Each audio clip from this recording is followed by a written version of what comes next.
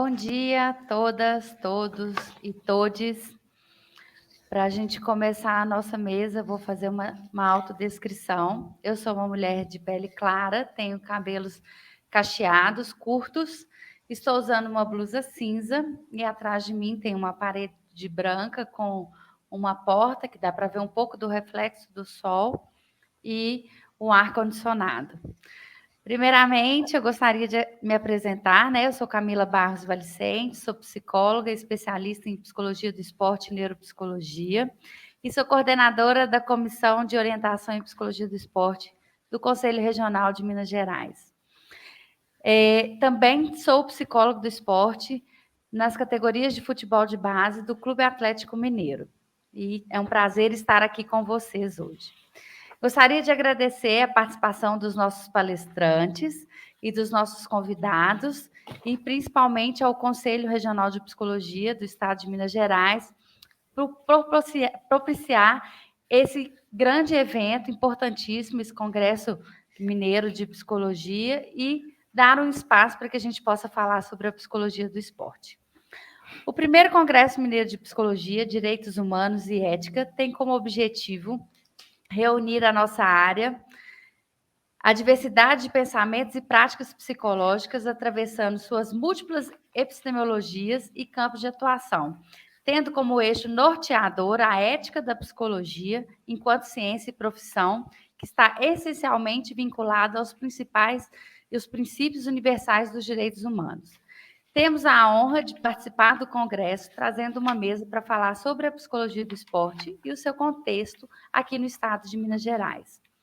Temos acompanhado um crescimento da nossa área, sendo cada vez mais valorizada e presente nas discussões sobre saúde integral do ser humano. O esporte e a atividade física têm sido papel importante no período pós-pandemia. A prática esportiva tem se tornado ponto de reencontro entre as pessoas, tem sido momentos de alívio, de consolo, para essas pessoas que tiveram essas mudanças abruptas no seu cotidiano, né? O esporte tem contribuído significativamente para essa adaptação ou readaptação, um modo de viver esse mundo diferente agora, online, não online, presencial, híbrido, como até o Franco estava dizendo aqui nos bastidores, agora temos a possibilidade desses eventos híbridos, tudo é muito novo, e a psicologia do esporte tem contribuído bastante para essa readaptação.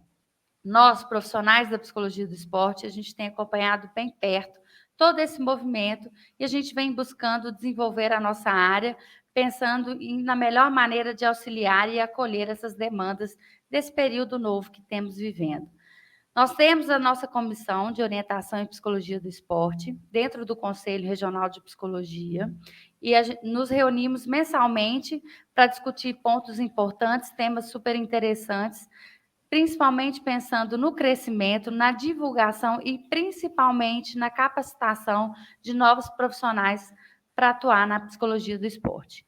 Hoje vamos trazer essas contribuições, né, sobre os caminhos que temos seguindo aqui no estado de Minas Gerais. E vamos iniciar a nossa mesa com participação da professora Paula de Paula, falando sobre direitos humanos e esporte. Em seguida, teremos a participação do professor Franco Nossi, apresentando os nossos processos de formação e intervenção em psicologia do esporte. E, por fim, teremos a participação da professora Emi Miontio, que nos contará sobre o terceiro Encontro Mineiro de Psicologia do Esporte, que ocorreu no ano passado, de 2021, e os seus desdobramentos. Sejam todos bem-vindos e espero que tenhamos uma excelente troca. A nossa dinâmica será a seguinte, pessoal. Cada um dos nossos participantes terá 20 minutos para fazer uma apresentação e, após a apresentação deles, teremos o espaço para perguntas e discussões. Sejam muito bem-vindos, agradeço imensamente, né, a disponibilidade de vocês por estarem aqui, Paula, Franco e Emi, né, fiquei muito feliz com o aceite de vocês. Tem, né, uma honra ter profissionais aqui, referências na psicologia do esporte, e espero que possam ter uma manhã muito boa.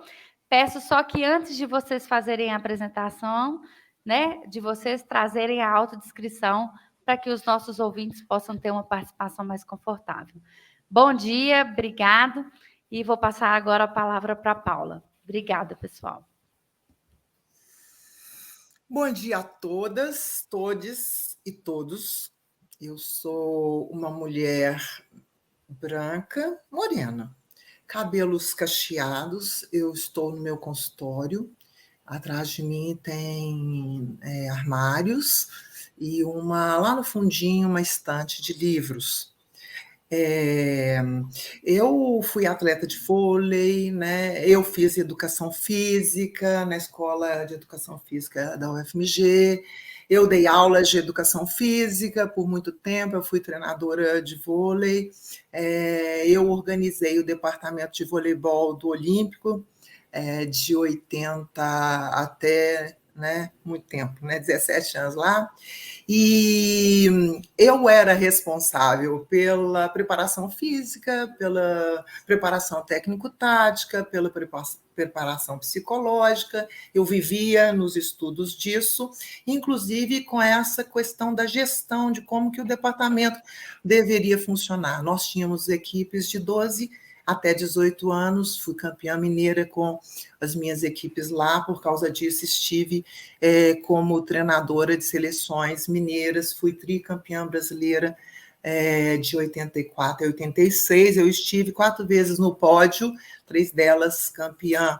Né? Eu fui fazer psicologia na PUC, formei em 90, fiz concurso na FEMIG depois, trabalhei com a saúde mental, fiz especialização na Escola de Saúde de Minas Gerais, e foi aí que eu iniciei minha militância na luta antimanicomial, e foi daí que conheci o movimento para cuidar da profissão, no qual milito até hoje. Eu fiz um mestrado na Escola de Educação Física, em treinamento esportivo, e fui concursada como analista de nível superior na Secretaria de Esportes, na Secretaria da Assistência Social, na Prefeitura de Belo Horizonte, entre 2000 e 2003. Eu fui psicóloga das categorias de futebol de base lá no Atlético, entre 2002 a 2012, né? E eu escrevi um projeto de implantação desse departamento, como que a psicologia funcionaria ali, a relação dela com a multiprofissionalidade, né? Com os outros departamentos, e fui fazer o doutorado em psicologia social num núcleo de pesquisa em psicanálise, e eu sou especialista no Conselho Federal em Psicologia Clínica. Hoje eu sou uma psicanalista praticante, ligada à Escola Brasileira de Psicanálise, sou professora da Faculdade de Psicologia da PUC e ministro cursos e estágios em várias áreas, mas inclusive em Psicologia do Esporte. E eu ministro a disciplina Psicologia Aplicada a educação física e os esportes para as turmas de licenciatura e bacharelado do curso de educação física da PUC também. Eu sou membro da Abrapso, faço parte da coordenação do núcleo BH Betim, da regional, e o meu livro é fruto da minha tese, chama O Desejo do Analista, o nome de um amor mais digno que a solidariedade social. Tá? Eu dividi a minha fala em 3 partes, e eu já estou aqui com o meu cronômetro funcionando. A primeira, eu quero trazer as condições filosóficas, econômicas e políticas que definiram o nascimento dos direitos humanos. Eu quero mostrar para vocês que a violação dos direitos de pessoas pretas, povos originários, mulheres, não é falta de Estado e de políticas públicas, mas ela é estrutural do modo de funcionamento do capital. Assim, as lutas pelos direitos dessas populações sempre vai enfrentar, no fundo, um conflito de interesses que impedem, né, a realização desses direitos na prática. Né? São direitos que estão garantidos por lei, às vezes leis bastante sofisticadas e avançadas, mas que não se realizam, acabam virando letras mortas. Então, é preciso saber como é que a gente vai lutar para que esses direitos realmente funcionem. eu tenho ministrado disciplinas, né, desse assunto há 21 anos na PUC, nos cursos de psicologia, numa disciplina que chama Psicologia e Políticas Públicas. E há 16 anos, desde a instauração do curso de Educação Física, nessa disciplina que eu dou lá, eu tenho abordado 3 seminários. Um que é sobre o doping, a indústria, né? Para que a gente possa retirar o doping do julgamento moralizante que os atletas sofrem quando eles são pegos, né, nos exames. Eu acho importante a gente conversar sobre isso, sobre a questão do racismo e também as questões de gênero, mas especificamente nos últimos anos eu tenho dado um destaque muito grande à questão das atletas trans e das atletas intersexo. Tá? Então, eu, na primeira parte da minha fala, eu vou falar, né, na segunda parte eu vou falar sobre as mulheres, a questão das mulheres, dos corpos dissonantes do modelo esportivo mainstream. Por mais que a gente tente fugir dessas comparações entre homens e mulheres, né? É futebol feminino, a gente está reivindicando que seja futebol de mulheres, né? Os questionamentos sobre a aparência, as atitudes das mulheres, sobre os corpos das mulheres, está sempre calcado num padrão único de feminilidade, no imaginário do que é ser uma verdadeira mulher, né? E na terceira parte eu espero abordar o esporte, o racismo no esporte, revelando como que a questão estrutural acaba fazendo o silenciamento das pessoas pretas, punindo-as quando elas se autorizam a denunciar o seu sofrimento, e também a defesa inconsciente do ego, que faz com que as pessoas se embranqueçam ou que as pessoas sejam pessoas pretas racistas, né? Ou por alienação mesmo a uma estética, né, ocidental, europeia, norte-americana, que leva as pessoas também a se embranquecerem. Tá? Eu sei que eu vou deixar de fora muitas outras questões dos direitos humanos, mas a gente está aqui para deflagrar uma conversa, né? Ela pode se estender para além dessa mesa. Vocês vão me encontrar pessoalmente no consultório, eu estou concorrendo ao próximo plenário do CRP, né? Então, a gente vai poder estar trabalhando essas questões dos direitos humanos aí. Eu vou, inclusive, trazer muito das contribuições que o Conselho tem feito, né, nas discussões desses temas que eu vou abordar. Então, né, a questão da justiça, vamos lá, vou começar, né? A questão da justiça, ela sempre foi central nos coletivos humanos, né? Como fazer a regulação para que impedisse que os mais fortes não oprimissem os mais fracos. Então, a gente tem bibliografia que já traz contribuições desde o século IX a.C., na Babilônia, com um rei que chamava Hammurabi, e que ele foi enviado por Deus exatamente para fazer a justiça, né? A gente tem a lei de Talião, que ela é encontrada em alguns livros do Antigo Testamento, e a gente a conhece como retaliação, né, por causa do ditado olho por olho, dente por dente, né?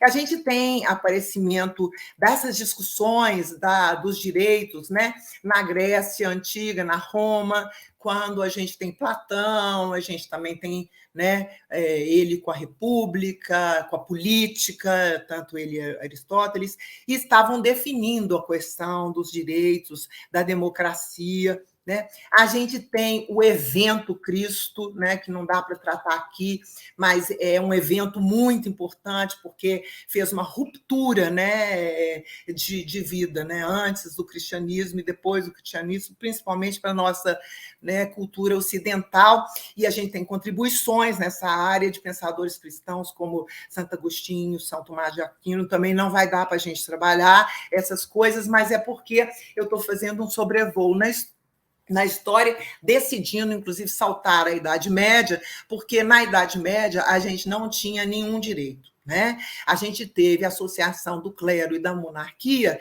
que retroalimentava essa crença de que os reis tinham um direito divino, que o nosso destino estava nas mãos de Deus. Então, se a gente nascia servo, né? O máximo que a gente podia fazer é ser um bom servo, porque isso estava decidido, né? Foi dado por Deus. Então, a gente vai vendo essa mudança com o Renascimento, né? Que vai criando condições científicas, principalmente quando se busca, né, estabelecer critérios, formas de pensamento em que pudesse prescindir, né, do Deus como sendo a fonte de conhecimento. E isso foi fazendo mudanças políticas, econômicas, né, que deram no nascimento do indivíduo enquanto um valor. Daí é preciso ler o livro do Louis Dumont, né, que é sobre o individualismo, o nascimento do individualismo, porque isso inaugura toda uma capacidade de pensamento e o nascimento, inclusive, da categoria de sujeito, né? Então, a gente tem, na base dessa esteira, a contribuição da filosofia liberal, porque foi a filosofia liberal que alimentou a burguesia revolucionária contra o despotismo do absolutismo feudal, né? Então, a burguesia já era rica demais, tinha poder econômico, mas nenhuma força política. Então, era aquela coisa de comprar títulos, né? De tentar interferir pela via das corporações de ofício, e eles precisavam, né, assegurar a liberdade, tanto religiosa como a de produzir e comercializar. Né? E aí é que a gente vê a luta pela primeira geração dos direitos humanos, que era uma luta, né, por direitos civis e políticos. Os direitos humanos eles têm um desenvolvimento, porque a primeira é essa, né, essa primeira geração, mas depois, com a Segunda Guerra, a gente vê a inclusão de direitos que sejam direitos sociais, não existia isso, né?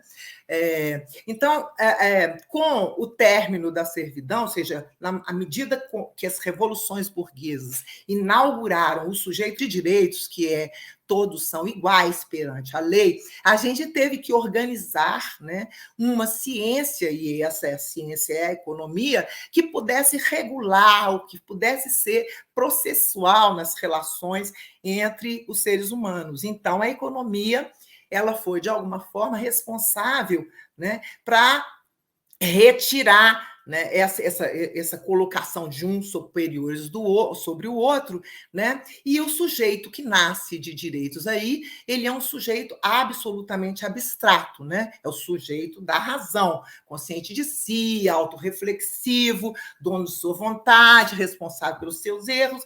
É um sujeito que não coincide com o nosso, né, nós, indivíduos de carne e osso. É um sujeito transcendental, importante demais, né?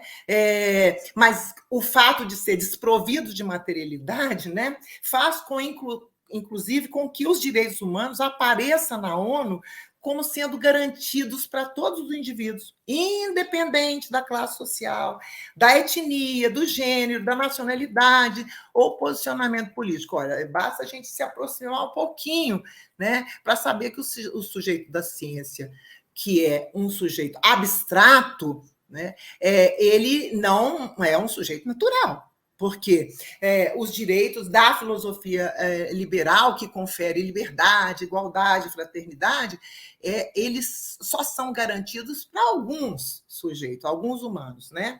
E a gente vai vendo ao longo da própria história, né, que alguns humanos conseguem obter valor nesse nosso modo de produção, e aí, se tem valor de mercado, também tem direitos, né?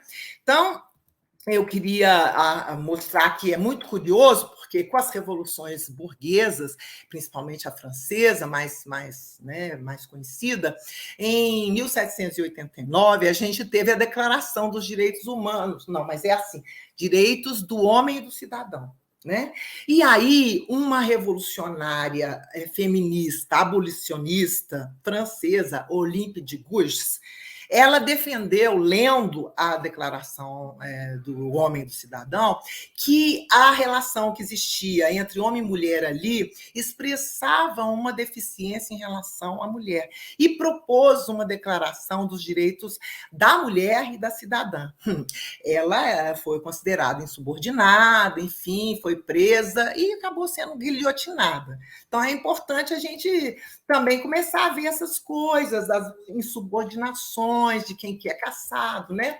E nesse ponto é muito importante também a gente considerar os escritos do Marx e do Engels. No Engels, a gente tem um livro importantíssimo, que é A Origem da Família, da Propriedade Privada e do Estado. Tá? E mostra como que o trabalho de reprodução das mulheres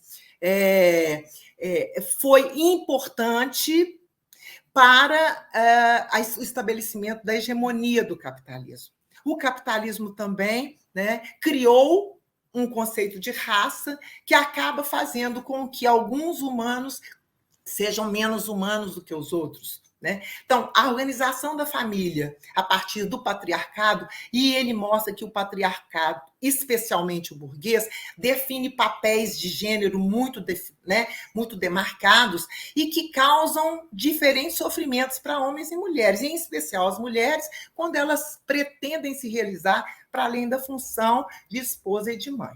Tá? Eu sugiro também a leitura do Domênico Lossurdo, que ele vai ver essa contra-revolução liberal, mostrando que alguns democratas, inclusive presidentes dos Estados Unidos, destacando Locke, que é um filósofo liberal britânico, escreveu a Constituição dos Estados Unidos depois da Revolução, né, de independência lá, e eles dois não viam... normalmente os liberais, nenhum constrangimento em serem donos de companhia que comercializava escravos. Eles eram a favor da escravidão porque pagar todo mundo diminuiria os lucros. Né? O conceito de raça também foi muito importante porque ele teve um cunho científico, né, que definiu assim alguns povos e algumas pessoas, né, precisariam, para ser humanos, passar por um processo de endoculturação. Né? Os povos originários, por exemplo, passar pela catequização.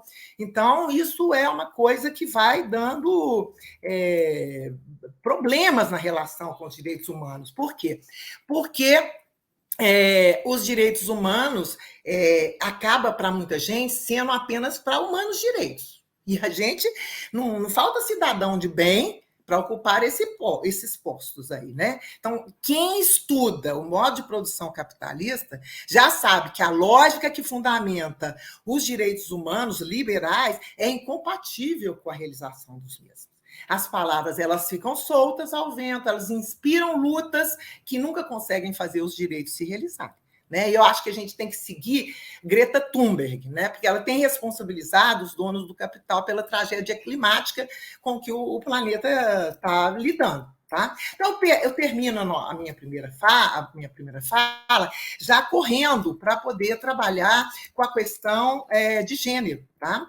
E aí eu queria destacar a importância da resolução 01 de 99 do CFP, que orienta e orientou, né, a categoria de acordo com a Declaração Universal dos Direitos Humanos, aí de 48, não 1789, né? Mas de 48 por causa da ONU, por causa do final da Segunda Guerra. Né?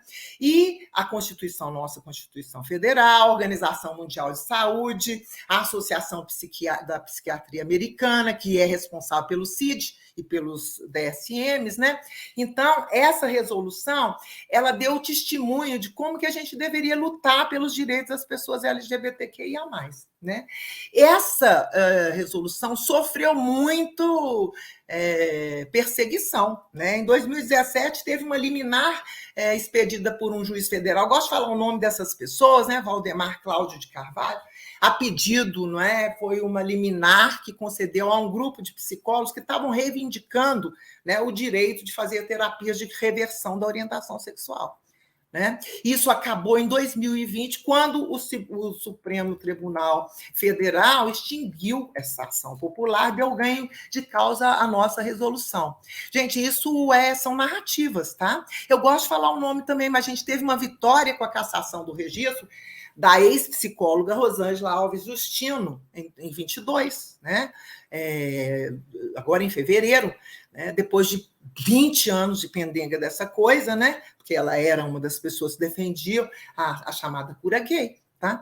E nós temos a resolução do CFP de 2018, que também antecipou, né, a Organização Mundial de Saúde, que em 2019 retirou da 11ª versão da classificação estatística do CID, né, a transexualidade como transtorno mental. Isso é muito bacana, tá? Essa nossa revolução, ela diz que as transexualidades, a travestilidades não são patologias, tá? Que a transfobia precisa ser enfrentada e as identidades de gênero são autodeclaratórias. Tá? Agora, em relação à arena política, eu vou até passar pela questão das mulheres, né? E a Paul Beatriz Preciado, que é uma filósofa queer, né? Ela tem usado a expressão biomulheres para dizer das mulheres cisgêneros, né? Héteros cisgêneros, mas eu não vou falar dos casos, assim, da diferença entre mulheres, porque eu vou me concentrar sobre a questão intersexo e trans, tá? A gente teve agora, né, em maio de 2022, a Federação de Futebol Americano equiparando, né, a igualdade salarial entre as seleções feminino e masculino. Isso é maravilhoso, né? Quer dizer, as premiações de Copa do Mundo. Entretanto, essas coisas são tão paradoxais que a gente viu há 2 semanas atrás, né, uma mãe estudante de psicologia que organizou uma manifestação no Colégio Santa Rita de Castro, lá no Barreiro, para que a filha e as outras crianças, meninas também, tivessem o direito de jogar futebol no campeonato da escola. Então, vocês estão vendo, né? Enquanto se conquista muitos direitos aqui, a gente vive com aumentos do feminicídio, né? Então, eu queria mostrar que essa questão das meninas está sempre muito pautado pela questão da feminilidade, né? De uma determinada feminilidade, quando isso foge um pouco, a gente recebe uma opção de nomes pejorativos, como Marias Homem, Cavala, Animal, Monstra, Ogra, agora está na moda, é o Braba, né? Braba, ela é braba. Né? Então, a gente basta desviar um pouquinho dessa essencialidade feminina, né? Que a gente começa, então, a ver esses nomes. Né? A gente também tem, né, a heterossexualidade como pressuposto obrigatório, é compulsório dessa naturalização do sexo e gênero. E aí, isso também vai dar margens para a gente discutir a questão trans, mas é que também não dá para poder tratar disso mais fortemente. Eu queria falar que no esporte sempre tinha, está faltando 2 minutos, sempre tinha essa ideia de que deveria ter uma justiça, né? Direitos iguais para todo mundo, e por isso o doping é condenado e tal. Mas o esporte, a natureza nunca é igual. Né? Então, a gente já viu em relação aos homens, né? E o caso mais famoso é de um finlandês que competia no esqui, né? Então ele chamava deixa eu olhar aqui, Mantiranta, né? Ele tinha policetemia familiar congênita e ele, por causa dessa síndrome, produzia mais glóbulos vermelhos. Isso pode ter dado uma condição melhor para ele, né? Para ele, por causa do transporte de oxigênio, para ele ganhar tanto quanto ele ganhou. Em relação aos homens e essas diferenças naturais, porque o esporte captura justamente as diferenças naturais, mas isso que pode ser que não é natural, que é visto como doping, sempre foi uma coisa combatida, né? Mas a igualdade competitiva, ela sempre foi algo muito complicado, né? E a gente viu isso, não é, em relação ao caso da velocista de meia distância sul-africana Caster Semenya, 28 anos, que foi impedida de competir, campeã mundial de 800 metros, que foi pega no teste por produzir naturalmente elevados níveis de testosterona. Né? Então, ela foi impedida de 2018 para cá, aí só poderia trabalhar ou voltar a competir na Olimpíada de 21 se ela fizesse um tratamento para reduzir isso. Né? Então, ela nunca tomou, né, medicação nenhuma, ela foi punida por traços biológicos inatos. Bom, eu vou parar por aqui e depois eu falo sobre a questão trans, porque pela primeira vez a gente tem uma halterofilista que depois de 19 anos como trans, foi concedida a participação dela, não foi muito bem, né, na Olimpíada agora, mas depois eu falo sobre isso. Se eu tiver tempo e perguntas, né, eu falo sobre a questão do Ângelo Assunção, que é o caso que eu ia trazer do racismo. Tá bom? Então é isso, gente. Espero que a gente converse mais, porque era um caso de intersexo e um caso trans. Eu ia trazer também a questão do COI, como é que ele se manifesta a partir de agora, né? Mas a gente vai ter tempo de conversar. Muito obrigada, viu?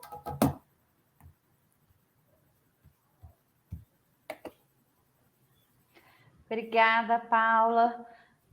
Ótima fala, foi, né, assim, a gente ficaria aqui horas ainda ouvindo, porque como que você traz, né, todo o início desses processos que a gente vem vivenciando hoje. Muito obrigada, uma fala riquíssima.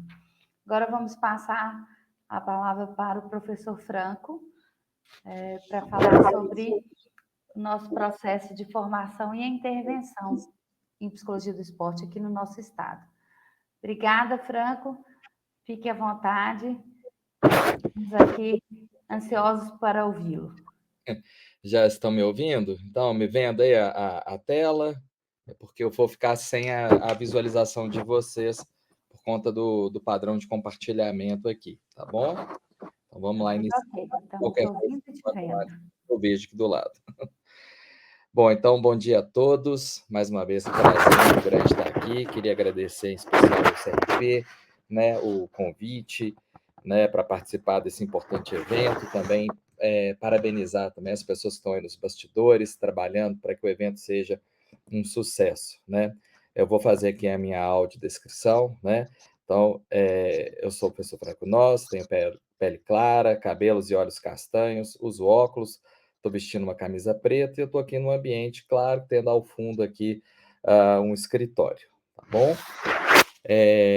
Eu tenho atuado, então, ao longo dos últimos 30 anos em prol do desenvolvimento da psicologia do esporte. Atualmente, a minha atuação é na UFMG, como professor de graduação e pós-graduação, do programa de pós-graduação em ciência do esporte.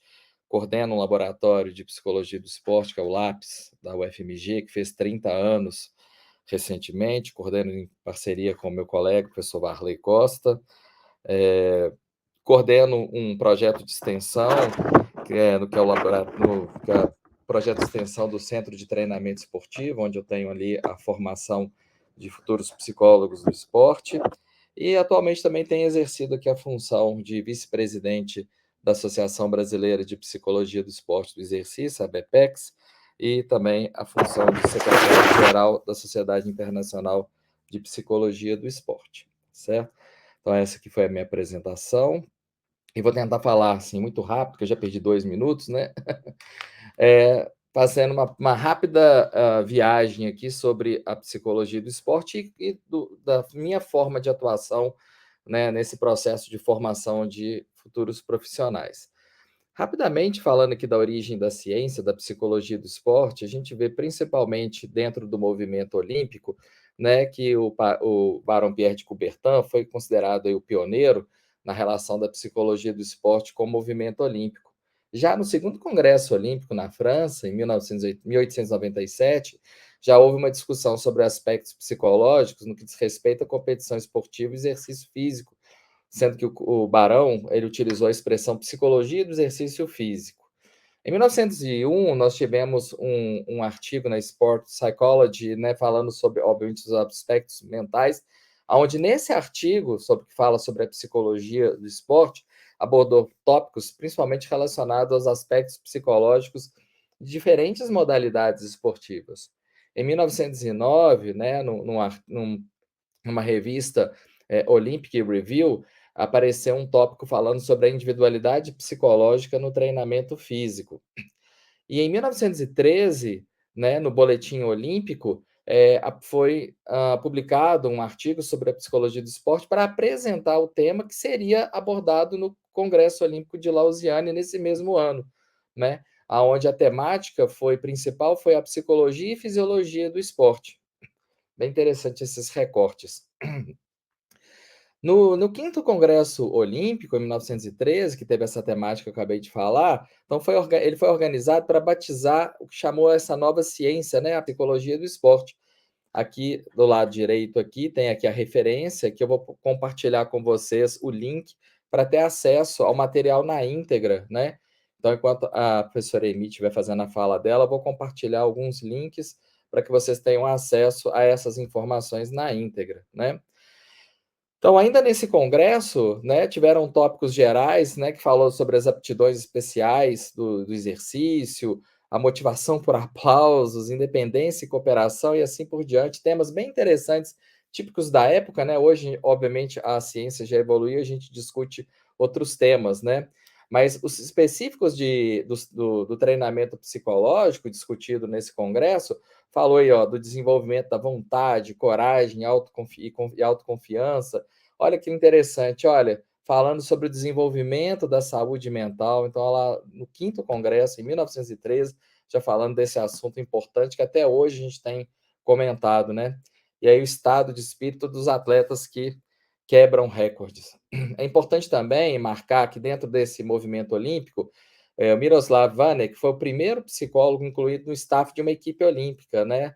Em 1968, nas Olimpíadas do México. No Brasil, a psicologia do esporte, né? Eu vou trazer breves recortes. A gente publicou um capítulo nesse livro, né, na Routledge International Handbook of Sport Psychology, junto com alguns colegas. E eu fiz aqui alguns registros, né, na linha do tempo. Tá aqui em 1954, a participação de João Carvalhais, né? Eu estou falando também alguns detalhes, porque, como é um congresso mineiro de psicologia do esporte, eu acredito que tem muita gente que não é da psicologia do esporte que também vai estar assistindo, né? Pelo menos eu espero, para poder conhecer um pouco, um recorte dessa ciência que a gente tem. Em 62, então, teve aí a promulgação, né, da profissão de psicólogo. Em 62 também, um outro psicólogo importante, o Ataíde Ribeiro, ele desenvolveu um trabalho com a seleção brasileira, né? O Ataíde, que foi o primeiro brasileiro a fazer parte do board da ISSP, né? Em 79, a Sociedade Brasileira de Psicologia do Esporte foi criada pelo Beno Becker, né, sendo seu primeiro presidente. A partir de 1981, as outras sociedades regionais começaram a ser criadas. Aí, em 2000, aí, regulamentada aí a especialização, a psicologia do esporte como área de especialização, né, esse recorte é importante. Em 2006, foi fundada uma segunda associação brasileira, a Abrapesp, e em 2015, a Sobrap se transformou em ABPEX, que é até hoje, então, essa nomenclatura. Falando rapidamente da formação em psicologia do esporte, a gente tem destacado aí a graduação em psicologia e graduação em educação física. Eu considero muito importante a complementação, né? A própria Paula, aí na sua fala de abertura, ela tem a dupla formação, eu acho isso muito importante. Estágios supervisionados é um meio importantíssimo da gente conseguir desenvolver a habilidade, né, para colocar em prática, porque acesso à informação hoje cada vez mais a gente tem. Um dos pontos difíceis é transformar esse conhecimento em habilidade prática, né? Então, para isso, a gente tem aí os projetos de extensão universitária. Também temos, importante falar que a formação também é através de projetos de pesquisa, cursos de especialização, diversos cursos de formação complementar que têm aumentado muito aí a sua abrangência e também as diversas possibilidades que as associações de psicologia do esporte fornecem para a gente, tá?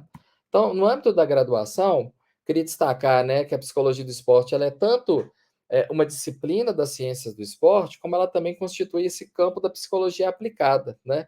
Por isso que eu chamo muito de área híbrida, como várias outras interfaces que a psicologia faz com outras ciências em outras áreas. Aqui é importante relatar que a atuação do profissional é conduzida através de um código de ética, né? Recentemente, a Sociedade Internacional de Psicologia do Esporte publicou um código de ética para a prática da psicologia do esporte. Eu também vou compartilhar esse link com vocês mais tarde, tá bom? Na graduação, então, eu atuo aí na Escola de Educação Física, Fisioterapia e Terapia Ocupacional. Eu uso o livro do Dittmer como referência para tratar de vários assuntos, né, da psicologia do esporte. Também é importante falar que a produção científica do Laboratório de Psicologia do Esporte ela é ampla, né? São vários livros publicados, óbvio que não vai dar para colocar todos, mas também temos muitas participações e publicações através de capítulos de livro, sejam capítulos em livros nacionais ou capítulos em livros internacionais, como esse que a gente falou sobre a saúde mental no esporte brasileiro. Também acho importante falar especificamente da atuação na psicologia, que desde 2016 eu ofereço todos os anos a disciplina optativa no Departamento de Psicologia da UFMG, né? Então, é claro que a psicologia do esporte ela é ampla, mas o recorte que eu faço nas minhas aulas é relacionado à faceta do treinamento esportivo. É importante mostrar também que não é a única faceta que a gente pode trabalhar dentro da psicologia do esporte, mas é onde eu tenho afinidade, da mesma forma que Paula falou que foi atleta, treinador, eu também tenho essa trajetória de atleta e treinador, e obviamente é um campo que me interessa muito. Então, desde 2016 eu ofereço essa disciplina. Aqui a Amy vai lembrar bem, né? Porque a gente fez no ano de 2019 uma iniciativa do chamado Almoço com a Psicologia do Esporte, que era um objetivo de popularizar um pouco mais, mostrar dentro do curso de psicologia que existia também a psicologia do esporte. Fizemos vários encontros, foi muito legal. Aí depois a pandemia veio e interrompeu isso, mas talvez a gente possa retomar com essa iniciativa. Isso pode ser conversado. Na pós-graduação, só queria, através desse slide aqui, mostrar que a disciplina de Psicologia do Esporte ela tem se feito presente em vários cursos de pós-graduação, mesmo não sendo específicos, como esse aqui sobre o treinamento esportivo, a Psicologia do Esporte está presente. No programa de pós-graduação em Ciências do Esporte, eu tenho basicamente duas linhas de pesquisa, uma mais voltada para a área da performance, que é a minha linha principal, e a outra mais voltada para a área da psicologia do exercício. Vou mostrar um pouco disso. Não posso deixar de destacar aqui a participação do Laboratório de Psicologia do Esporte da UFMG, que no ano passado a gente fez 30 anos.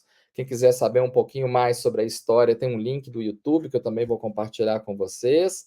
E ao longo de todas essas décadas, assim, dezenas de pessoas foram formadas no mestrado e no doutorado, né? Paula foi formada lá também no mestrado, mas com o meu colega, que é o professor Pablo, né? Aqui são os mestres e doutores que foram formados na gestão do DITMA, né, de 1990 a 2011, e hoje essa formação continua comigo e com o professor Varley, né? Claro que a gente ainda vai ficar mais um tempo aí, mas a gente continua com esse papel de formar novas pessoas. Tivemos já, então, defesa de vários trabalhos de mestrado e doutorado, projetos de pesquisa como esse que a gente validou a escala de resiliência no esporte. Aqui é a publicação da escala, né, no periódico internacional. Né? A gente não existia até então uma escala de resiliência específica para o esporte. Depois eu posso falar sobre isso também. Aqui eu quero destacar o papel das associações de psicologia do esporte. São diversas, né? Além da ISSP, que eu vou falar um pouco mais, nós temos aqui as diversas associações continentais e dentro de cada continente, as diversas associações nacionais que promovem um trabalho importante na difusão, né, do conhecimento da psicologia do esporte, através de certificações, cursos e eventos que são ofertados. Muito legal aqui também destacar que hoje a gente tem uma quantidade muito grande de periódicos específicos de psicologia do esporte, como a International Journal of Sport Psychology, que foi a primeira revista publicada em 1970, que era a revista da ISSP, depois passou a ser a International Journal of Sport and Exercise Psychology. Temos revistas em diversos idiomas no mundo e temos também a Revista Brasileira de Psicologia do Esporte, que é de acesso livre e gratuito aí para todos quem quiserem saber um pouco mais sobre o que é publicado aqui. A ISSP também tem uma publicação de uma série de livros específicos na psicologia do esporte. E aqui também um destaque rápido para a ISSP, né, mostrando a fundação dela em 1965, pelo seu então presidente Ferruccio Antonelli, um italiano. Né?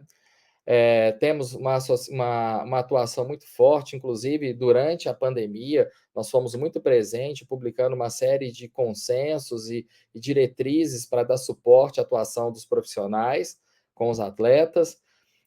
Temos vários encontros anuais da equipe de gestão da Sociedade Internacional. Aqui eu destaco 2014, o encontro que nós tivemos no México. Aqui um evento histórico, 2015, comemoramos 50 anos da Sociedade Internacional de Psicologia do Esporte em Roma. Em 2016, nós trouxemos a reunião anual para Belo Horizonte, foi muito legal. Em 2017, tivemos um encontro durante o Congresso Mundial de Sevilha, em 2017 aqui. Em 2018, já na minha segunda gestão como membro da ISSP, tivemos uma reunião na Coreia, em Daegu. Em 2019, uma iniciativa muito importante, que foi o Think Tank, Tanque de Ideias, onde nós discutimos sobre a saúde mental de atletas. Em 2020, seria a reunião na Argentina. Infelizmente, tivemos que adiar, fazê-la, na realidade, online, por conta da pandemia. Fizemos, então, essa aí online. 2021, que seria o Congresso Mundial de Psicologia do Esporte em Taiwan, também tivemos que transformá-lo totalmente online. E nesse congresso eu fui eleito aí secretário-geral da sociedade. Falando rapidamente sobre a extensão universitária, que eu acho importante meio, eu vou ilustrar através do trabalho que eu desenvolvo lá no Centro de Treinamento Esportivo da UFMG, né? Que é um projeto que desde 2013 a gente vem formando novos profissionais. Inclusive, a gente teve aí a honra de ter a Emi com a gente durante um bom período, né? Foi muito legal a contribuição dela, né? Porque ela também tem dupla formação, professora universitária, deu aula de psicologia do esporte muito tempo e deu uma contribuição muito significativa. Nosso agradecimento público aqui a você, viu, Emi? Aqui faz parte do grupo, inclusive, a foto aqui da Emi, né? Com um recorte histórico aqui dentro do CTE. Como projeto de extensão, já passaram quase 100 pessoas, né, por esse período de formação. Nós temos na nossa equipe de intervenção todo o registro sistematizado, né, das nossas ações. O nosso grupo científico também, que eu utilizo como preparação para o ingresso no programa de pós-graduação, a gente tem uma atuação muito significativa, com participação em eventos, né, e formação, né, publicação de trabalhos. E esse aqui é um gráfico que ilustra um pouco a estrutura desse projeto de extensão. Nós temos o grupo pedagógico, que é responsável pelas intervenções e treinamentos e a supervisão dos estágios. O grupo científico, né, que desenvolve as pesquisas, organiza as ferramentas psicométricas que nós utilizamos, preparamos materiais para publicação e prepara também os membros para participação em eventos científicos. E, naturalmente, para tudo isso funcionar, a gente precisa de um grupo administrativo também, que registra aqui, né, todo o processo, os participantes da gente. Aqui também fazer um recorte mostrando que na pandemia nosso grupo teve muito ativo, fizemos várias ações, que depois a gente pode detalhar.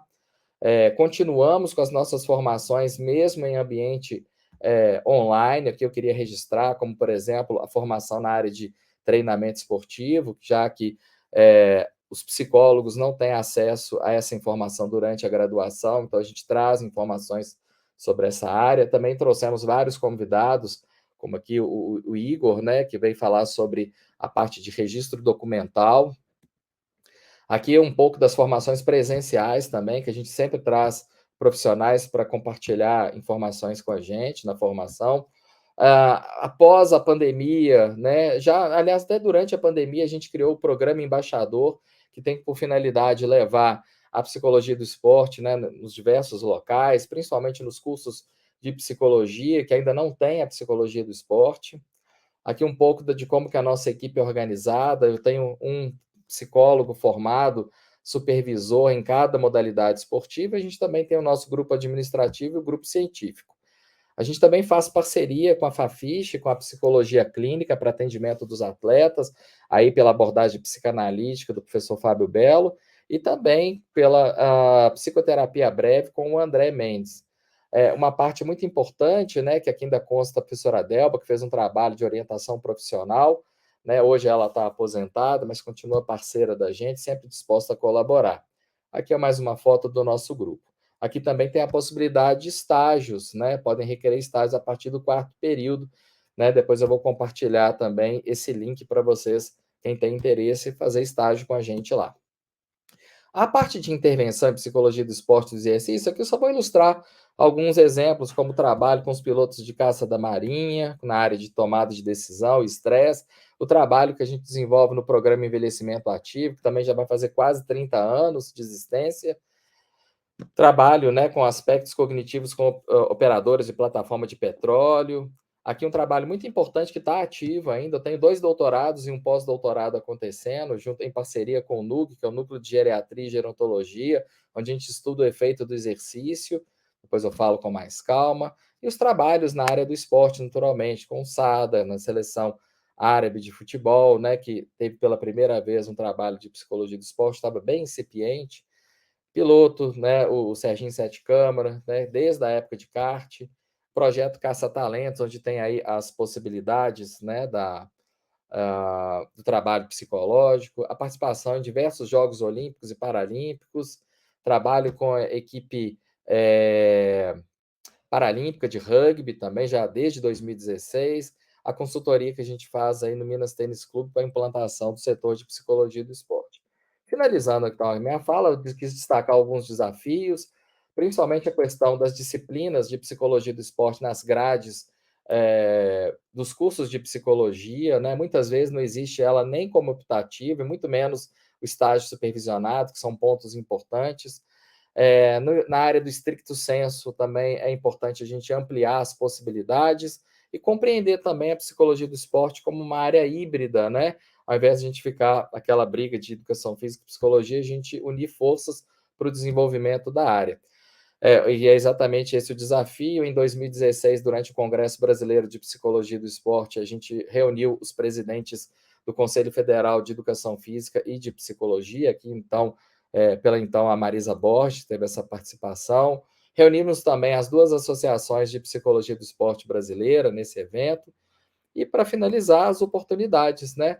A gente pode observar também um grande crescimento, né, das possibilidades em todas as áreas de graduação, a pós-graduação e cursos de extensão.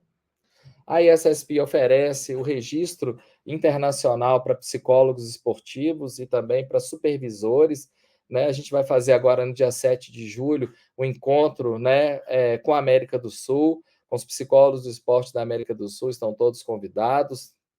Em Diferença vai acontecer no Brasil às 9 da manhã, mas em vários fusos horários aí.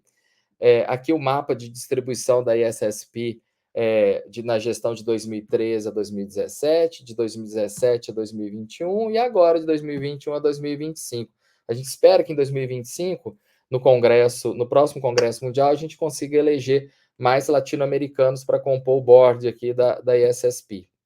E essas são um pouco das perspectivas.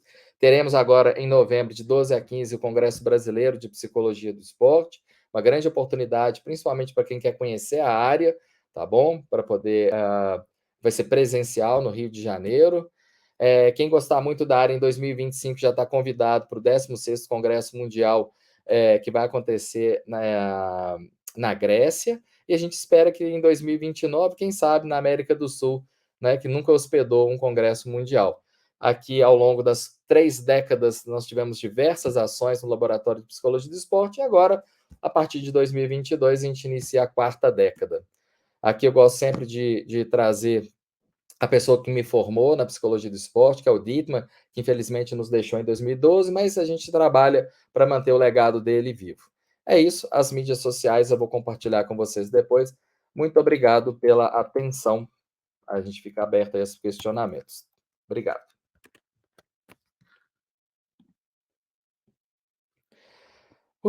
Maratona. Muito obrigada, Franco. Muito legal, né? Muito importante o trabalho que vocês vêm desenvolvendo ao longo dos anos aí, né? Na questão da formação e também, né, na parte prática, e também trazer esse contexto mundial e a questão também né, da associação do ISSP. Muito legal, muito obrigada. Muito rico. Foi muito importante aqui para a gente saber os caminhos aí da psicologia do esporte. E agora, pessoal, estamos caminhando, né, para o fim. Gostaria de convidar a professora Eni para falar sobre, né, o nosso encontro mineiro de psicologia do esporte, que foi o ano passado, em 2020. e sobre os seus desdobramentos. Emi, muito obrigada por ter aceito aí a participação, né? Muito, muito bom ter você aqui com a gente, e fique à vontade. Eu que agradeço, Camila. Gostaria de dar um bom dia a todos, a todas e todes. Meu nome é Emi Miltim, e antes de iniciar minha apresentação, gostaria de me descrever para que todas as pessoas, independentemente de sua condição, possam me ver, cada uma a seu modo.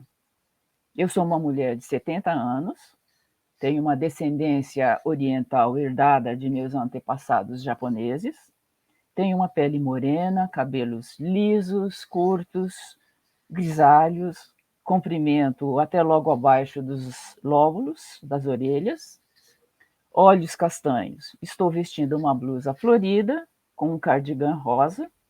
Estou em um ambiente com uma parede clara que aparece no vídeo atrás de mim.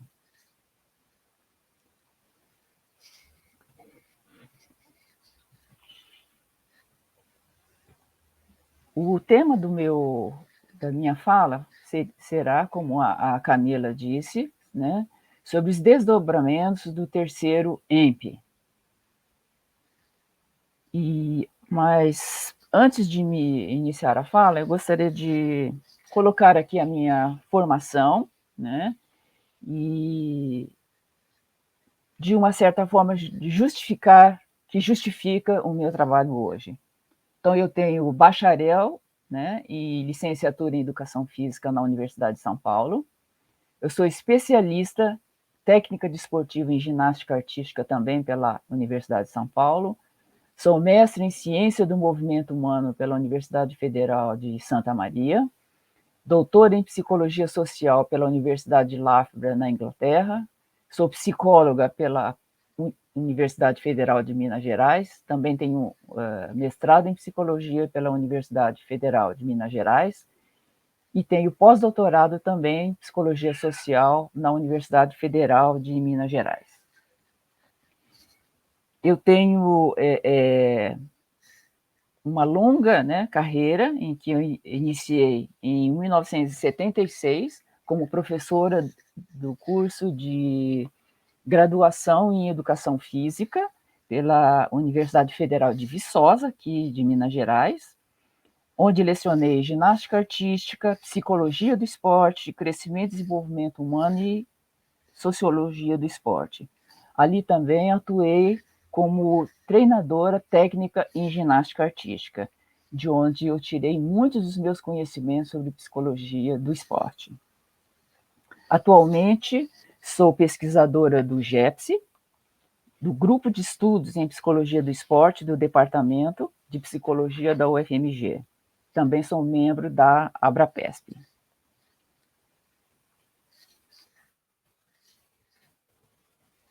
Após essa apresentação pessoal, gostaria de dar as boas-vindas aos 322 ouvintes desta mesa, que discutirá sobre o desenvolvimento da psicologia do esporte em Minas Gerais.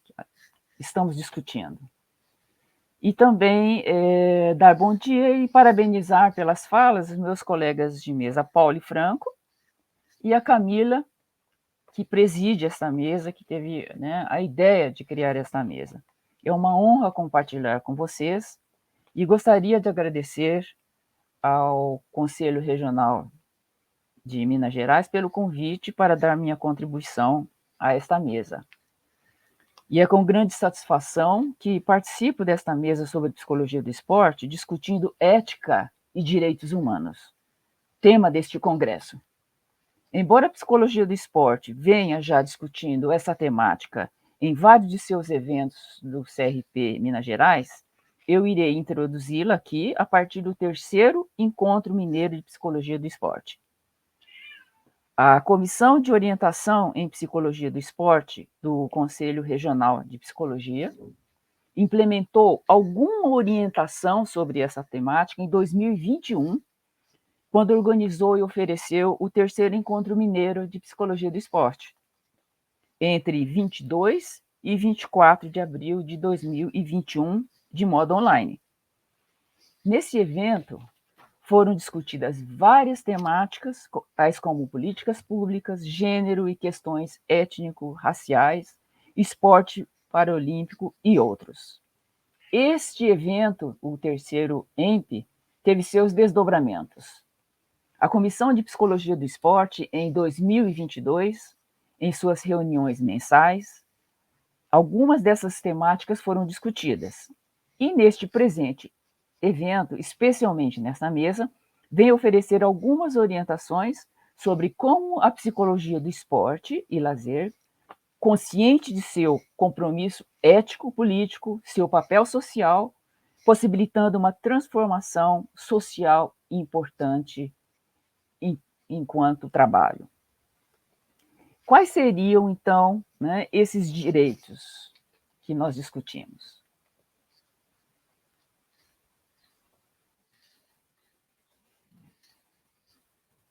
Próximo slide, por favor. Estou com alguma dificuldade aqui de seguir.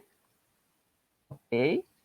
Então, o trabalho que vou apresentar seria alguma coisa do terceiro EMP, né, que eu já descrevi agora há pouco, né, e falar alguma coisa sobre como a psicologia do esporte poderia olhar, né, esses direitos humanos, e, no fim, eu vou defender vamos dizer assim, uma abordagem da psicologia que poderia melhor, né, nos ensinar sobre tais direitos.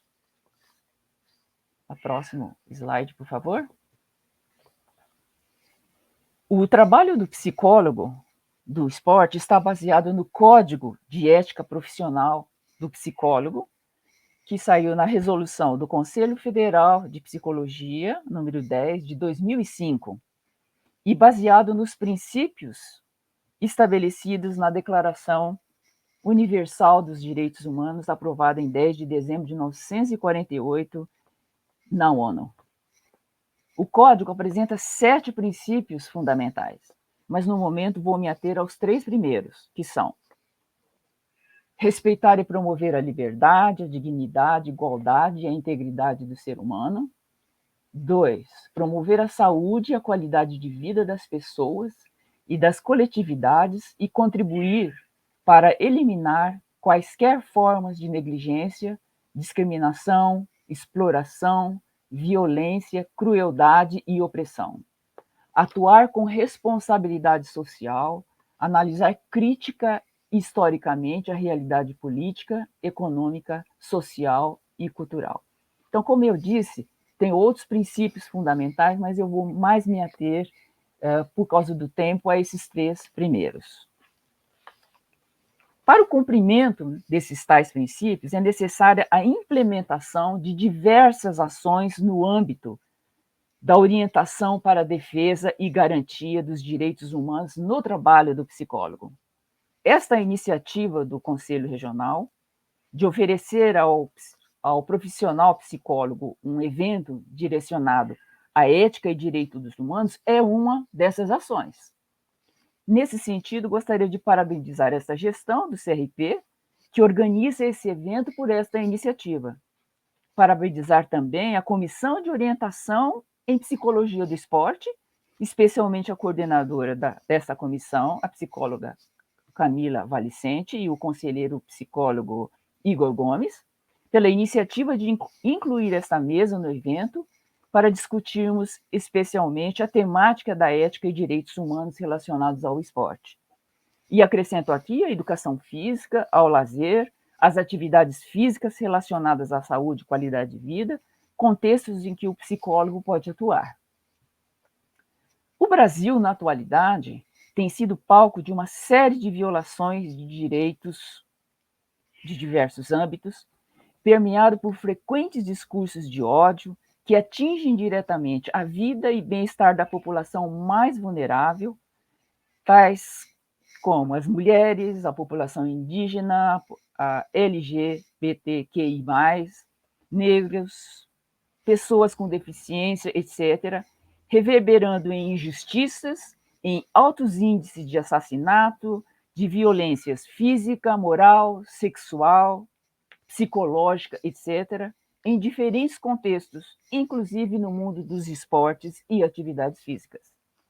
Nesse sentido, na atuação da psicologia, o sofrimento psíquico gerado por tais violação de direitos precisam ser detectados.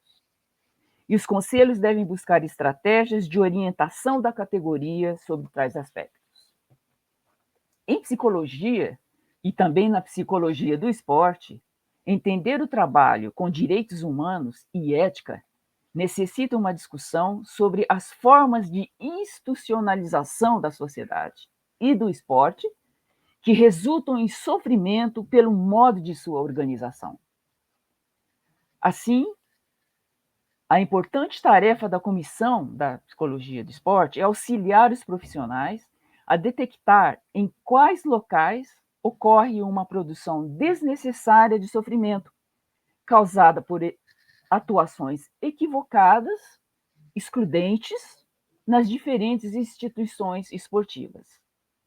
Assim, a capacitação e orientação da categoria de psicólogos e estudantes, buscando a formação em direitos humanos, deve articular o exercício profissional transversalizado por temáticas de gênero, raça, etnia, laicidade, religião, sexualidades, territorialidades, regionalidades, etarismo e capacitismo e outros ismos.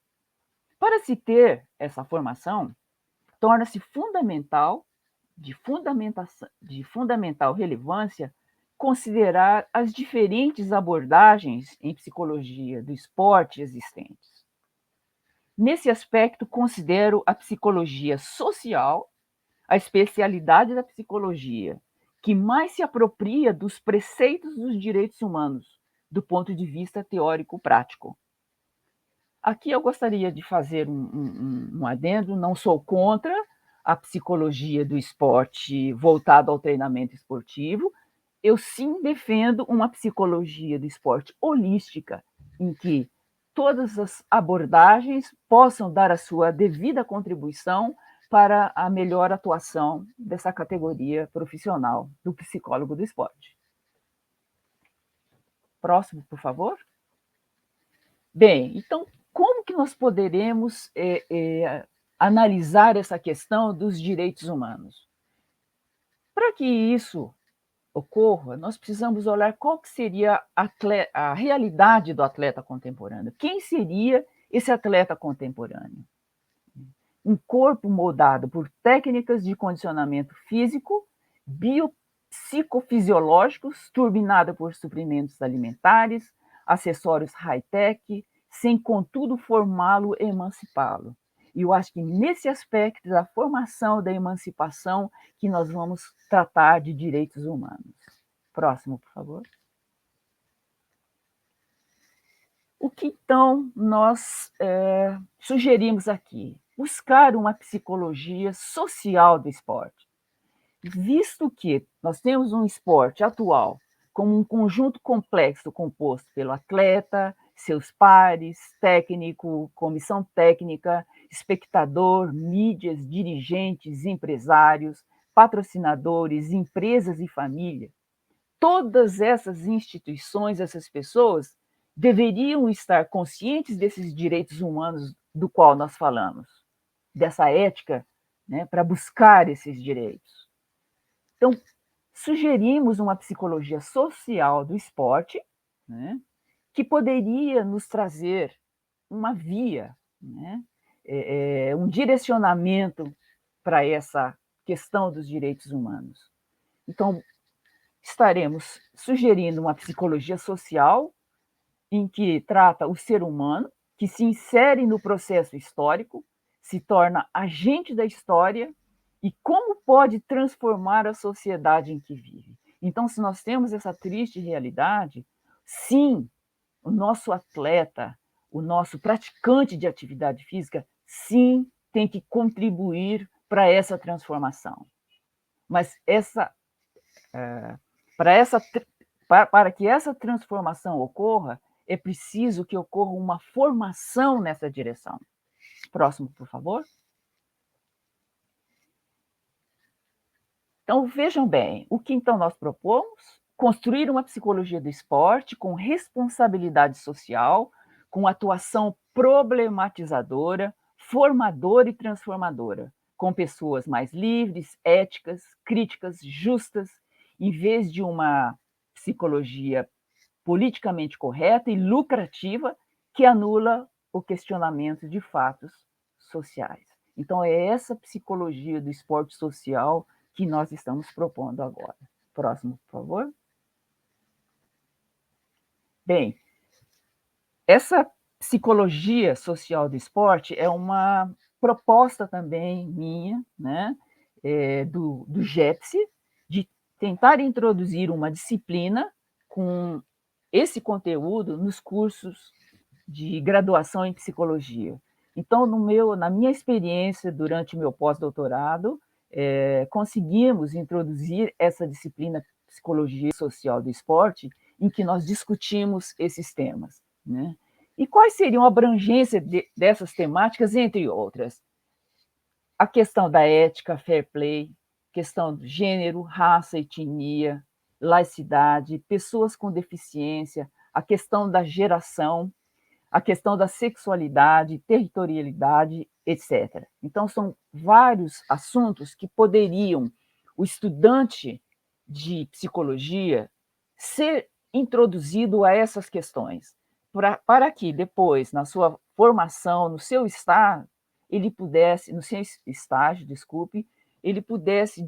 direcionar e, vamos dizer, aplicar o que foi discutido durante essa disciplina. Próxima, por favor. Psicologia do esporte e direitos humanos. Quais questões, então, nós colocaríamos? Qual atleta nos formamos com a PI que temos, com a psicologia do esporte que temos? Então, seria uma resposta que precisávamos ter para a gente propor alguma modificação. Que tipo de atleta ou praticante nós queremos?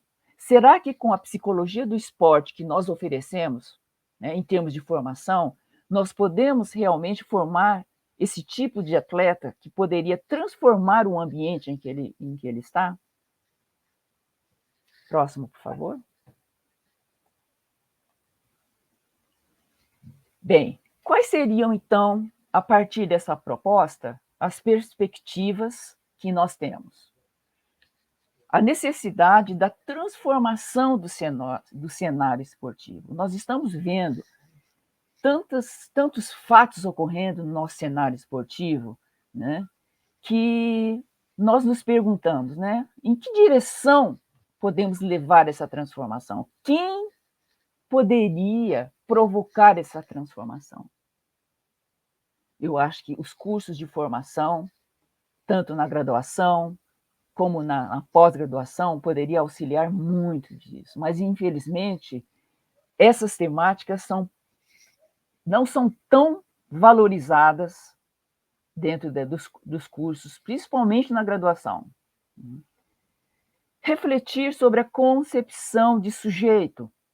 E, nesse aspecto, nós consideramos que a psicologia social, né, busca uma concepção de sujeito, uma formação do sujeito que poderia auxiliar na transformação desse cenário esportivo, buscando uma pessoa mais reflexiva, mais crítica, né, para que esse cenário esportivo possa ser transformado. Então, realmente, a minha colocação aqui seria o processo de formação do atleta e do psicólogo do esporte poderia realmente nos levar a essa transformação desse cenário esportivo.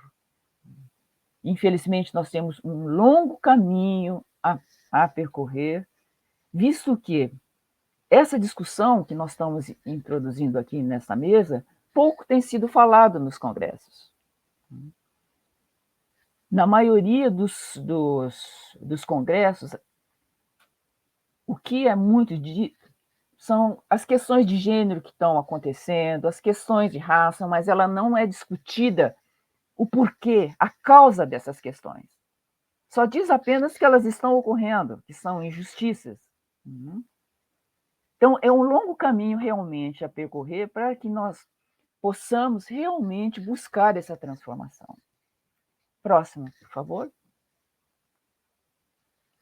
Eu trouxe aqui para refletir com vocês, não é assim ainda uma opinião formada, eu tenho estudado muito sobre esse assunto, porque realmente, como a própria Paula disse, essa questão de gênero, raça, todas essas injustiças são causadas por questões estruturais. Então, muitas vezes, nós tentamos superar as dificuldades e pouco tempo nós colocamos para refletir sobre isso. Então, aqui eu trouxe para vocês, para finalizar aqui a minha fala e deixar mais tempo para a nossa discussão, um quadro do ilustrador que chama Tony Ruth, americano, em que ele tentou descrever e explicar de uma forma mais simples, esperando que a simplicidade pudesse, vamos dizer assim, facilitar o modo de pensar das pessoas para levar a uma discussão mais profícua. Então, nós temos aqui nessas figuras a questão da desigualdade, a questão da igualdade, a questão da equidade e justiça. Então, vamos dizer assim, que nós temos aqui na primeira figura de inequality, que é a questão da desigualdade, nós temos aqui uma macieira em que é representada pela estrutura da sociedade, vamos dizer que ela está crescendo em direção a determinados tipos de pessoa. Então, as maçãs estão crescendo de um lado só, e aí ela está servindo apenas a uma parte da população. Bom, para resolver essa questão, nós vamos buscar a igualdade, equality. Então, o que nós temos feito? Nós temos buscado instrumentos para superar aquelas desigualdades. Então, como nós vamos fazer que as diferentes pessoas consigam as maçãs? Então, nós vamos dar uma escada para elas alcançarem as maçãs. Mas vejam bem, igualdade, as escadas são iguais, mas você deu esse instrumento, essa escada, mas tem uma parte da população que continua não tendo acesso, mesmo tendo escadas iguais.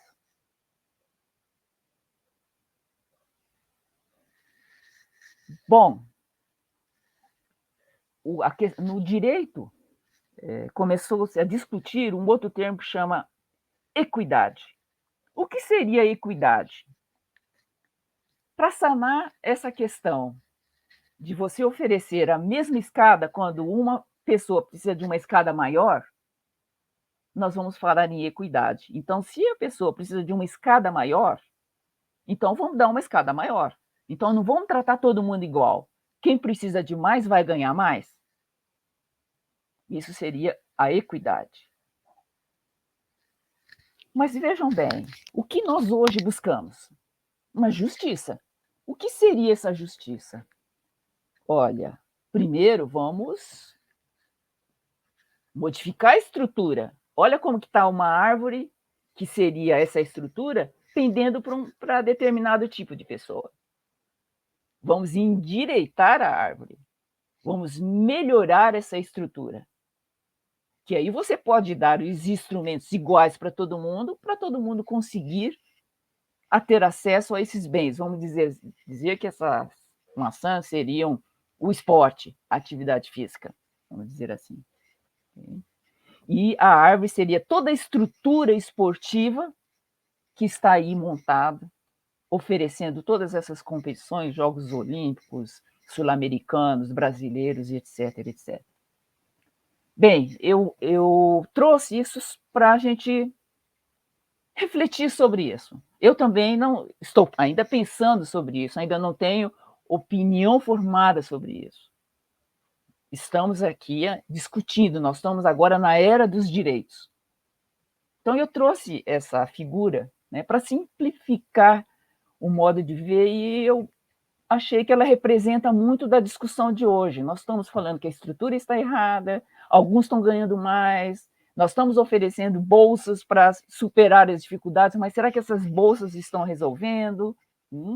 Então, nós temos que mudar a estrutura, mas como nós vamos mudar a estrutura? Então, essa é uma sugestão para nós estudarmos juntas. Eu também, como estudiosa no assunto, eu estou ainda, né, refletindo sobre o assunto. Então, eu vou deixar um tempo aí especial para discutirmos sobre isso. Isso aqui é só para a gente dar um pontapé aí para discussão e resolver as nossas questões da psicologia do esporte, né, com esse encontro aqui que nós estamos tendo e pensando, né, em diferentes cabeças, eu acho que nós poderemos chegar a uma solução melhor, né? E quanto mais diferente, melhor. Ok? Próximo, por favor. E eu queria agradecer, né, esse convite, essa participação.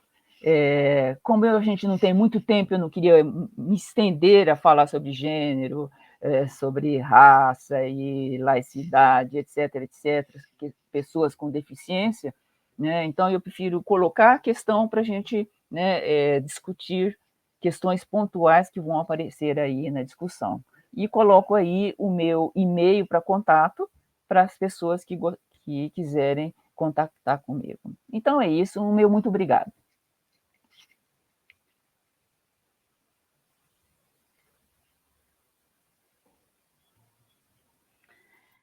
Obrigada, Emi. Que ótima apresentação. Adorei esse desenho. Depois já quero. Que ótima essa reflexão que você trouxe, muito rica. E acho que é bem por aí que a gente tem que começar a pensar. Adorei essa questão aí da justiça e como a gente fazer isso. É um exercício aí para a nossa prática. Muito obrigada, adorei. Bom, pessoal, obrigada. Quero agradecer, né, a fala dos nossos participantes. Pelo relógio aqui, a gente passou um pouquinho, a gente já está aqui no horário que seria para terminar, mas do início da nossa apresentação, a gente tem alguns minutos aqui para pergunta, pensando que a gente teria 1h30. Então, a gente tem aqui algumas perguntas, temos 2 perguntas para a Paula, uma pergunta para a Emi e uma pergunta para o professor Franco. Eu vou começar pela Paula, eu já posso falar as 2, Paula, de uma vez? Eu anotei aqui. Que ótimo, mas eu vou, né, fazer a pergunta para o público também acompanhar. A primeira pergunta para a professora Paula é da participante Thalita Rodrigues. Ela pergunta, né, ela quer que você fale, Paula, exatamente sobre os casos de racismo e a experiência de pessoas trans nas Olimpíadas, e aí já trazendo essa questão das pessoas trans, né? Aqui, a pergunta está na tela aí, pessoal. A Jaciara também gostaria que você falasse sobre a decisão da Federação FINA sobre restringir a participação de mulheres trans no esporte, na natação, né? Eles tiveram agora o Mundial da Natação em Budapeste, eles se reuniram e eles definiram que para a atleta feminina trans participar, ela teria que ter as modificações, as alterações até os 12 anos de idade. Então, Paulo, fica à vontade para responder essas 2 questões. Obrigada. Bom, agradeço as perguntas, né? Vou começar com a da Thalita, e antes de abordar a questão trans, porque essa elegibilidade de quem pode e quem não pode participar, né? Para mim, a questão da Caster Semenya é muito emblemática, né? Porque ela tem uma produção natural, e todas as produções naturais sempre nunca foram punidas quando são relativas aos homens, né? Em relação à mulher, sim. E após a decisão da Federação Internacional de Atletismo restringir os níveis de testosterona, né, para as provas acima de 400 metros, ela foi excluída, porque as regras atuais só se aplicam a essas atletas que competem entre as distâncias médias, provas de 400, 800 e 1.500. né? O exemplo disso é que a velocista indiana de 100 metros, a Dutch Chand, ela tem altos níveis de testosterona, como a Semenya, mas foi autorizada a competir. Então, essas questões, tem uma mulher que chama Joanna Harper, ela está dentro desse comitê olímpico desde 2013, ela própria, uma ex-corredora, ela é uma mulher trans, e tem mostrado, com as pesquisas com o próprio corpo, né, mas também com as pesquisas que ela tem feito, que depois de 2 anos, né, de tratamento da hormonização, não há nada regresso do, por exemplo, como a questão da Fina, né, que da experiência adolescente sendo homem, daria vantagem, né? Mas então, assim, a questão da Caster, ela é muito complicada, porque eu admito que a participação de atletas trans nas modalidades olímpicas, elas permeiam questões científicas,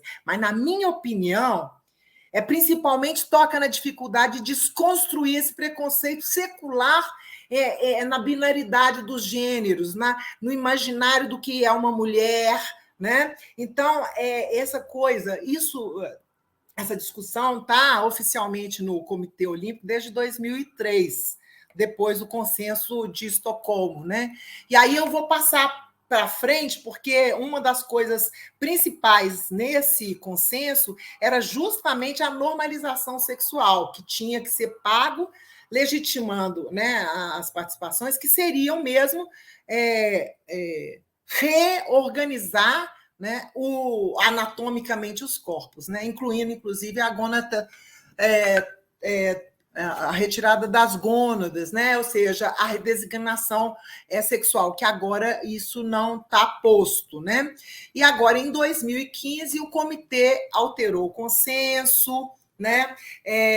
Fala que os homens trans também podem competir sem restrição, as mulheres precisam passar, não é, pelos 4 anos de declaração, né, e terem os níveis de testosterona abaixo dos 10 milimolos por litro de sangue, pelo menos 12 meses antes da primeira competição. E elas precisam ser monitoradas, né? Isso, inclusive, foi o que possibilitou a Tiffany, né, conseguir a autorização da Federação Internacional e jogar na Itália, depois estar aqui, né? Agora, a questão dessa última Olimpíada, para mim, o caso da halterofilista Lauren Hubbard, da Nova Zelândia, é muito emblemático, porque ela foi a primeira atleta transgênero a ser escolhida para competir nessa Olimpíada, e ela já tem 19 anos que ela já fez a transição, ela tem 42 anos, ela se saiu muito mal, e mesmo assim a convocação dela trouxe polêmica, né? Então, agora, a última cartilha do COI apresenta diretrizes para que não haja presunção de vantagens, né? E define alguns critérios para que todas as federações incluam. Então, nesse ponto, eu passo para a questão da FINA, porque essa não presunção de vantagem, né, é uma coisa que, na minha opinião, a FINA não está considerando, né? Assim, porque os critérios da FINA para essa variação, né, de atletas intersexuais são discriminatórios, são prejudiciais. Eles estão propondo que só poderia se a transição fosse a partir dos 12 anos. Né? A gente sabe que na Holanda já se faz o bloqueio a partir de 10, 11 anos, mas não tem nem nada a ver com esporte. Então, eu acho que são prejudiciais, são não científicos, eu acho que são preconceituosos, na minha opinião. Né? Então, assim, não está respeitando a diretriz do COI, né, de 2021, sobre a justiça e inclusão. Então, bom, enfim, essa é a minha posição em relação à FINA. Né? Agora, em relação ao racismo, para eu não tomar muita parte dos meus colegas, eu queria dizer sobre a produção que o Conselho Federal tem feito. Né? Então, ele publicou em 2017 já pagando uma moratória péssima, porque o CREPOP já tem 20 anos, só em 2017 publicou as referências técnicas para a prática dos psicólogos, né, antirracistas. Nós temos a produção do Conselho Federal sobre 11 episódios em que a psicologia está conversando, né, com temas como raça, classe, gênero, colorismo, pertença étnica e branquitude. Acho que vale a pena vocês verem, está à disposição, né? Eu sugiro a leitura do livro do Silvio Almeida para entender a questão do racismo estrutural. E aí eu tomei aqui o exemplo do Ângelo Assunção, gente, né? E aí não dá tempo para falar tudo sobre ele, mas tem um episódio no Meteoro só sobre o Ângelo Assunção, que ele sofreu um racismo a partir né, um atleta da ginástica artística, o único negro da seleção, foi considerado né, uma promessa e começou a sofrer racismo a partir de uma publicação nas redes sociais, que nem foi dele, que foi do Arthur Nori, com 2 amigos, fazendo brincadeiras racistas, injúrias racistas. Os caras, né, os carinhas foram punidos, o Ângelo não fez nada, sofreu aquilo. Quando ele, né, a partir de 2016, porque aí ele perdeu a Olimpíada de 2016, ele sofreu racismo, ele tem falado disso. Então, o caso do Ângelo é muito próximo com o que aconteceu com Tom Smith e Juan Carlos na Olimpíada do México, quando esses 2 corredores, né, estavam no pódio dos 200 metros, o Tom como campeão, né, medalha de ouro, e o outro medalha de bronze, eles levantaram o punho cerrado com as luvas pretas em referência ao gesto que os Panteras Negras faziam contra a discriminação racial, segregação racial nos Estados Unidos. Eles saíram da seleção, eles perderam a medalha, nunca mais foram convocados, passaram por problemas financeiros, que é o caso que o Ângelo passou, né? Não, ele foi demitido do Pinheiros com uma nota dizendo que não havia nenhuma prova de que ele tinha sofrido racismo ali. Então, gente, eu sugiro que pesquisem, né? Também o Arthur Nori sofreu, porque ele foi para a Olimpíada agora, saiu-se mal, falou nas redes sociais sobre o quanto que essa questão marcou a vida dele. Então, o racismo, o patriarcado, o machismo faz sofrer todo mundo, né? Então, era isso. Eu queria já agradecer a oportunidade e a honra também de ter feito parte dessa mesa com os meus amigos, né? Aqui, é isso. Obrigada, Paula. Vou passar a palavra aqui para o professor Franco. Ele irá nos responder a pergunta que foi direcionada aqui para ele e talvez ele, né, ele não fique até o final, porque ele tem um outro compromisso que já estava marcado. Professor Franco, a pergunta é sobre o que fazer para quem tem interesse para ingressar na área da psicologia do esporte, né? Como que é feito esse ingresso aí na nossa área? Ei, Camila. Do Antônio Augusto, desculpa, eu esqueci de falar o nome dele. Beleza. O Antônio, eu vi também, depois eu consegui entrar no chat, vi que outras pessoas tinham mais ou menos a mesma dúvida. Eu espero que com a minha apresentação tenha dado uma direção aí, né? Óbvio que fazer aí a graduação é importante, né? Mas depois, aquilo que a gente estava discutindo, né? Tem poucas oportunidades de aperfeiçoamento, né?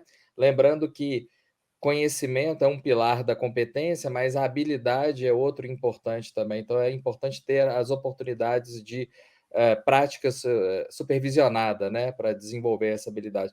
Não é um campo fácil de atuar, principalmente na parte do esporte de competição, né, que sempre cobra muito resultado, né, da gente também. Então, é importante você ter uma formação mais sólida possível e uma prática de qualidade para você poder desenvolver melhor aí nesse campo, tá? Tiveram várias outras colocações aí no chat, mas infelizmente não dá tempo. Eu deixei os contatos lá disponíveis para as pessoas, aí quando elas tiverem necessidade, interesse, pode perguntar. Só queria, já como você falou, eu estou realmente muito apertado com o meu tempo, eu queria mais uma vez agradecer a participação, a presença da Paula, da Emi, estamos sempre aí, dentro do possível, aí, batendo uma bola, né? Exatamente. Mas é importante a gente difundir aí a prática da psicologia do esporte nas suas mais diversas possibilidades de manifestação, como a Emi pontuou, como a Paula trouxe aí uma outra visão também. Então, eu acho isso muito saudável, que as pessoas, principalmente que não têm conhecimento da área, que possam perceber que existe essa abrangência, né? E o mais importante, como o próprio tema da mesa, é ter uma atuação, né, ética, produtiva, para que a gente consiga desenvolver mais ainda a psicologia do esporte e do exercício, tá bom? Espero ter respondido. Mais uma vez agradecer a você, Camila, Igor, pelo convite, o CRP, o CFP também, por promover eventos como esse. Espero que no futuro tenha eventos híbridos também, para que a gente possa estar presente e as pessoas mesmo de fora, né, da localidade possam participar também. Muito legal, porque grava também e fica um registro muito importante, né, como a gente teve a possibilidade do terceiro EMP, né?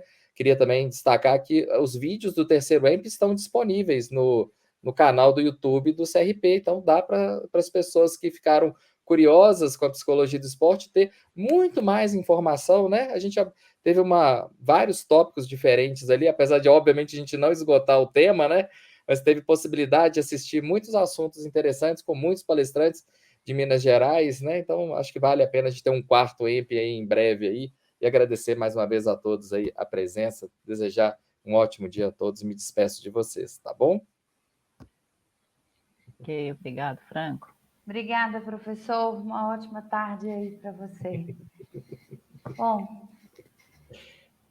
agora vamos trazer uma pergunta para a Emi, é do Lucas. Acho que vai aparecer aqui na tela também. O Lucas pergunta, deixa eu ver se tem o sobrenome dele aqui. Não. Lucas Costa. Emi, é imprescindível a dupla formação nas duas graduações de psicologia e educação física? Lucas, né, que é o nome dele? Lucas Costa, Lucas isso. Costa. Não digo que seja imprescindível, mas é desejável. Eu acho que é desejável. Eu acho que se você tiver as duas formações, você poderá atuar de uma forma melhor, principalmente se você tem a educação física. A psicologia você tem que ter, não é escolha, não. Você, para ser psicólogo do esporte, você tem que ter o curso de psicologia. Mas eu acho que se você não pode fazer uma graduação, eu acho que uma especialização, né, na área da educação física seria muito bom, porque se você não conhece o esporte em que você vai atuar, você pode, vamos dizer assim, ter dificuldade na comunicação com o atleta, né? Porque você não conhece o mundo do esporte. O mundo do esporte, cada modalidade tem o seu linguajar, né? Tem o seu vocabulário, e se você chega simplesmente como psicólogo, você não precisa ser psicólogo do esporte, você pode ir numa clínica qualquer de psicólogo para você atuar, né? Então, eu acho que é desejável, mas não imprescindível. O de psicólogo, sim. Senão você não pode ser psicólogo do esporte. Paula, você quer complementar?